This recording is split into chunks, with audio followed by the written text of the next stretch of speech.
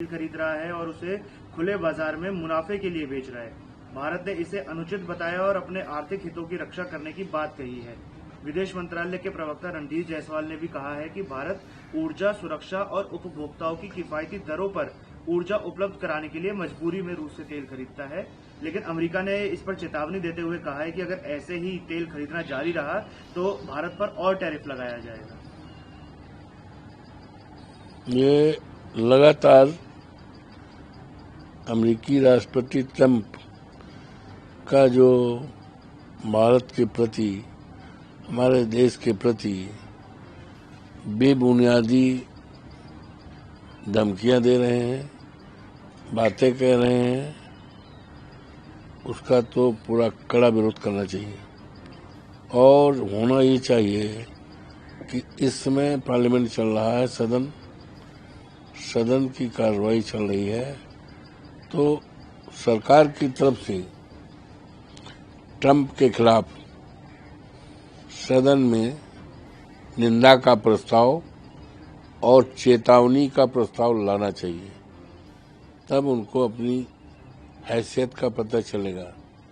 Trump की इस धमकी से हमारे देश की अर्थव्यवस्था पर, हमारे देश की एकता पर, हमारे देश की विकास पर किसी प्रकार का कोई अंतर नहीं पड़ने वाला है, कोई प्रभाव नहीं पड़ रहा है। ये झूठ मूठ कर विश्वगुरु बनना चाहते हैं और अनावश्यक रूप से हमारे आंतरिक मामले में दखल देना चाहते हैं। ये हमारी संप्रभुता के लिए, हमारी एकता के लिए और हमारी आर्थिक नीति के लिए ये अच्छा उनका कदम नहीं है। इसकी घोर निंदा करनी चाहिए और उनको चेतावनी देना चाहिए कि इस तरह से जो उनका बेबुनियादी बयान हो रहा है वो बंद करें। सर, अनिल अंबानी को ईडी ने समन जारी ऋण घोटाले के मामले में पूछताछ के लिए तलब किया है। अनिल अंबानी को 5 अगस्त को दिल्ली मुख्यालय में पेश होने का निर्देश दिया गया है। ठीक है, अनिल अंबानी को तो इस वर्तमान सरकार में, भारतीय जनता पार्टी की सरकार में पूरी तरह से सहूलियत दी गई है, छूट दी गई है और बिना मांगे उनको तमाम ऋण दी गई, सहूलतें दी गई हैं। तो उसका उन्होंने चुकता नहीं किया है, तो कानून तो अपना काम करेगा भाई, कानून अपना काम करेगा और कानून के रहते और चलते न्यायालय ने उन्हें समन किया है।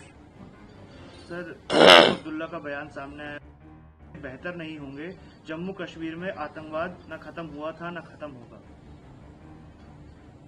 ये बात गलत है, ये बात गलत है, हम इससे सहमत नहीं हैं,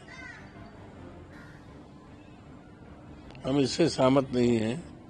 उनके इस बयान से हम सहमत नहीं होंगे। आतंकवाद खत्म करने के लिए हमारी सरकार को बड़ी मजबूती के साथ कदम उठाना चाहिए, क्योंकि सारा देश साथ में है। देश की जितनी राजनीतिक पार्टियां हैं, आतंकवाद को सामना करने के लिए, आतंकवाद को जड़ से समाप्त करने के लिए सब एक हैं। हमारे नेता माननीय अखिलेश जी ने तो यहाँ तक कह दिया है कि सरकार जो भी कदम उठाएगी हम सरकार के कदम के साथ हैं। तो सरकार को अपनी नीति के आधार पर, विदेश नीति के आधार पर राष्ट्र के हित को ध्यान में रखते हुए कड़े कदम उठाने चाहिए।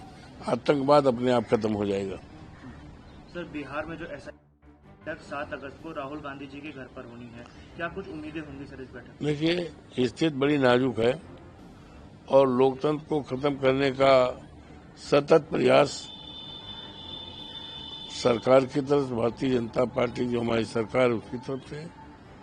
और अफसोस है कि चुनाव आयोग, जिससे हम उम्मीद करते हैं कि निष्पक्ष होकर, स्वतंत्र होकर, निष्पक्ष होकर लोकतंत्र की जो मर्यादा है और परंपरा उसको कायम करेंगे, लेकिन अफसोस है कि हमारे देश की चुनाव आयोग जो है उसकी भूमिका कहीं न कहीं ऐसा लगता है कि ये दबाव में काम कर रहे हैं सरकार, जो कि लोकतंत्र के लिए अच्छा नहीं। Thank you.